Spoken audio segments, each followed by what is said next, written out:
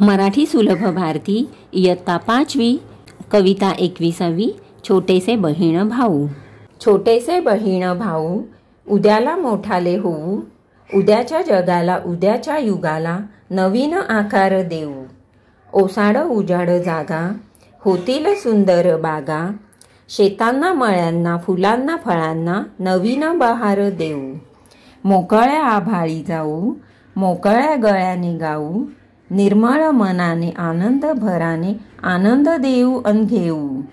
प्रेमाने एकत्र राहू, नवीन जीवन पाहू, अनेक देशांचे भाषांचे वेशांचे अनेक एकच होऊ।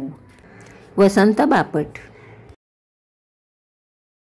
मराठी सुलभ भारती इयत्ता 5वी धडा 28वा फुलपाखरू आणि मधमाशी। सकाळी बागेत एक फुलपाखरू स्वच्छंदपणे फिरत आहे। एक मधमाशी त्याच्याजवळ येते। फुलपाखरू: काय ग मधू, इतक्या घाईनं कुठे चाललीस? मधू: अरे मध गोळा करायला। फुलपाखरू: थांब ना जरा, बघ आजची सकाळ किती सुंदर आहे। मधू: हो रे, तिकडचं कारंज बघ कसं थुई थुई नाचतंय। फुलपाखरू: बागेतली फुलझाडं किती सुंदर दिसत आहेत, फुलांचा सुवास सगळीकडे दरवळतो आहे। मधू: मंद वारा सुटला आहे, कसं छान वाटतंय, पण मला थांबायला वेळ नाही। फुलपाखरू: थांब थोडा वेळ, आपण या गुलाबाच्या फांदीवर बसून जरा गप्पा मारूया।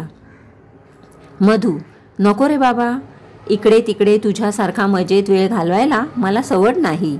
मी सकाळपासून निघाले खरी, पण मध काही गोळा करून झालेला नाही। फुलपाखरू: मध गोळा करण्याचं काम कुणी दिलं तुला?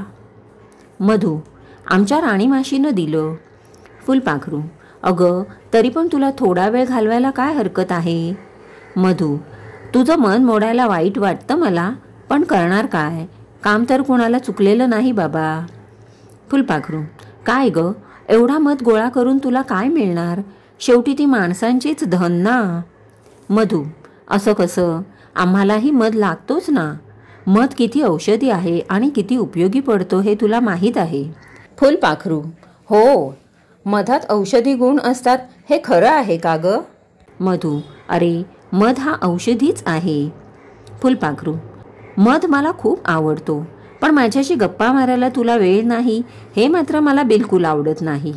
मधू: कामात मग्न राहणं यात सुद्धा आनंद आहे, तुझंच बघ ना, तुझ्यासारख्या सुंदर फुलपाखराला बघून किती आनंद होतो। इतरांच्या डोळ्यांना तू सुख देतोस, हेही तू करत असलेलं कामच आहे की। फुलपाखरू: खरं सांगू का, तू इतरांना मोठेपणा देतेस तोच तुझा चांगुलपणा आहे। मधू: तसं नाही रे, तुझे विचार खूप चांगले आहेत, त्यामुळे तुला सगळेच चांगले दिसतात, म्हणून तुला तुझ्यातला मोठेपणा दिसत नाही। असे म्हणत मधमाशी निघून गेली। फुलपाखरू तिच्याकडे पाहतच राहिले। बाळ गाडगीळ।